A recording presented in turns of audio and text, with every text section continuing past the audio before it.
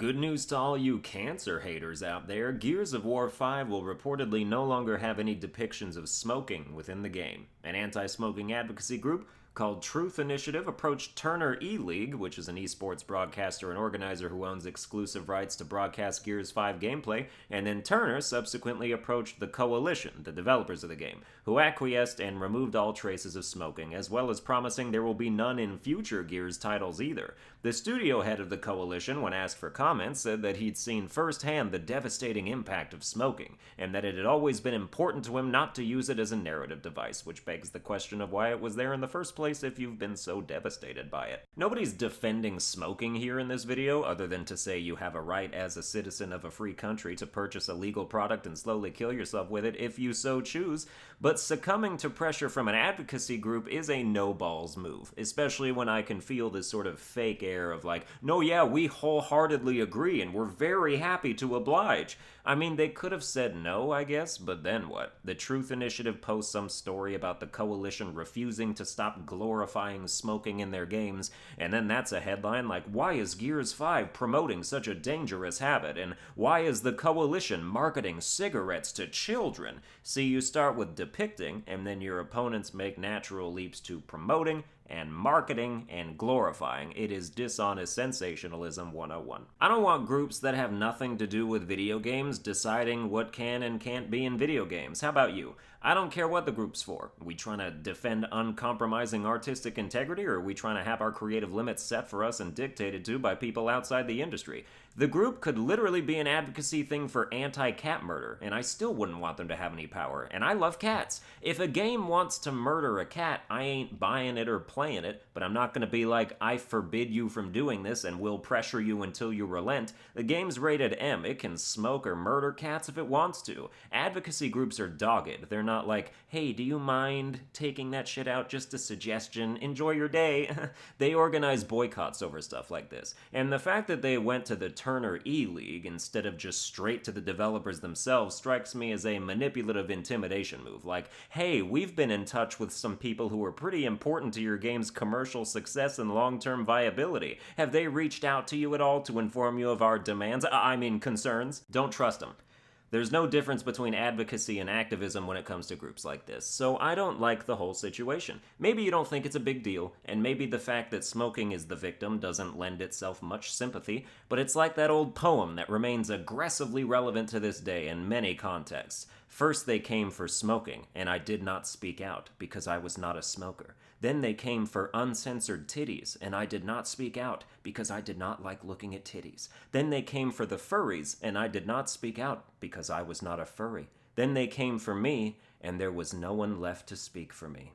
We can't let them take smoking, titties, and yes, even furries. You never know what might be next, and when we might be too far down the path of taking things to look back and see where we began. Let's talk about Pokemon Sword and Shield Backlash, which I agree with very little of. Every new trailer or feature they reveal just gets me more and more hyped, and the music that accompanies it is so epic I can't help but be thoroughly immersed. Game Freak has gone so over the top I don't know how a future generation can go bigger. First, we were introduced to Dynamaxing, which makes your Pokemon huge like a Godzilla monster, which is absolutely spectacular, and then Game Freak was sitting in a group meeting snorting cocaine and huffing cleaning products like, Dynamax? That puny shit? Let's show him Gigantamax! And Gigantamax is even bigger and applies to certain special Pokemon like Mega Evolutions did before them, and it's like, dude, there's 4v1 raid battles now because the Pokemon are so goddamn enormous, and I am quaking in my boots with anticipation. They introduced the Wilds, a huge open expanse of land with rotating, ever-changing selections of wild Pokemon to catch. They introduced some of the new Pokemon with a large percentage of them being either fine or fantastic. They introduced the hottest waifus the Pokemon world has ever seen with Sonia and Nessa, and it is safe to say I am pumped. So what's the backlash from? A couple things.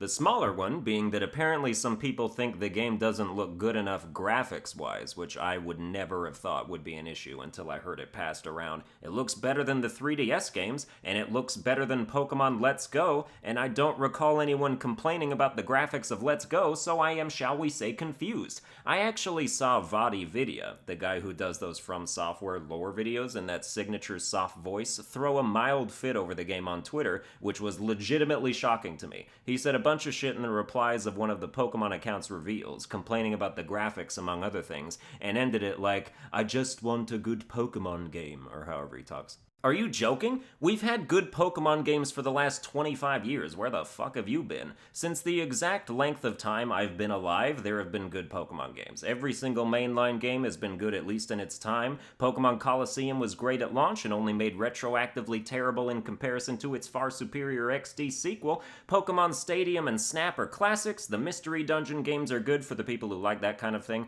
I sunk 500 hours into Pokemon Conquest because finding perfect links and evolving warriors and their Pokemon is the most rewarding feeling a Pokemon game has ever bestowed. Pokemon Go was a global phenomenon. The only games that don't matter are the bite-sized spin-offs like Pokemon Troze or Pokemon Quest, and probably Pokemon Masters because I don't believe in that shit at all. Regardless, I find myself taking personal offense on behalf of the Pokemon team developing Sword and Shield at the idea that everything they've shown us, plus everything they haven't, when judged as is, would somehow not be enough to qualify as a good Pokemon game. That's actually delusional nonsense, and I do not respect it. Everything that's been shown has been a step up from Sun and Moon, and I'm relatively confident that this game will even topple X and Y, my previous favorite generation. To be handed this magnificent bowl of gruel, and then have the audacity to ask for more, sorry Oliver Twist, if that shit didn't fill you up, you must be morbidly obese, and I ask that you exercise some portion control. Also, doctors apparently say that Oliver Twist was historically well-fed, so how about you eat that 3 times a day with a twice-weekly onion and half a bread roll on Sunday, you glutton? The other bigger problem is in relation to the news that there will be no national Pokedex, which basically means that the only Pokemon you can have in Sword and Shield are Pokemon that currently exist in Sword and Shield, which means all the new Pokemon, plus whatever old ones they also populated the area with. This isn't a first-time issue. The original Pokemon Ruby and Sapphire didn't have accessible national Pokedexes until Pokemon Coliseum and Fire Red and Leaf Green were released over a year later, which means Hoenn, like Galar, was initially a region with no backwards compatibility, and while I'm sure some people cared, me not being one of them,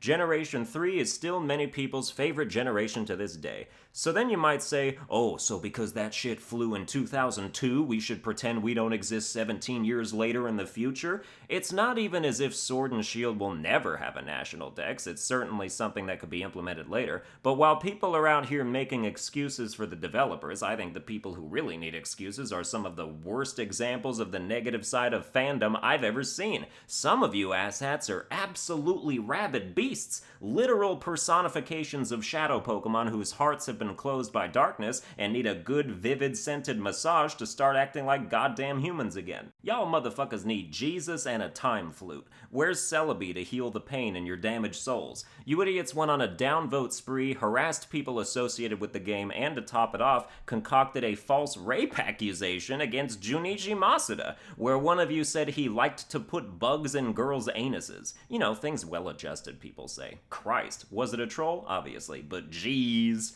But this is a distraction. The official statement is that the national dex was dropped because of how much work it would take to create unique animations for over 800 Pokemon for this new game, when resources were instead expended into new features like Dynamax, the max raid battles, and better online capabilities. And when we say unique animations, we aren't talking about just battle animations. We're talking about animations for any other may-yet-to-be still unannounced feature, like the possible return of Pokemon Ami, or anything else they might have come up with, since apparently there's a rumor of some camping-related thing you'd do with your Pokemon at times. Specifically, it's been said that the national dex will still appear in other games, which leads credence to the idea that it'll be saved for either a third title that bridges the games in a Crystal or Emerald sort of way, or Sword and Shield's equivalent to Ultra Sun and Ultra Moon, which pretty much means you're waiting a year or two to be able to catch them all, as they say. Personally, I just happen to be in a position where I don't give a shit about any of this, because I play new Pokemon games to use new Pokemon. I'm not lugging 20 PC boxes full of retired veterans and designer babies to each new iteration of this game.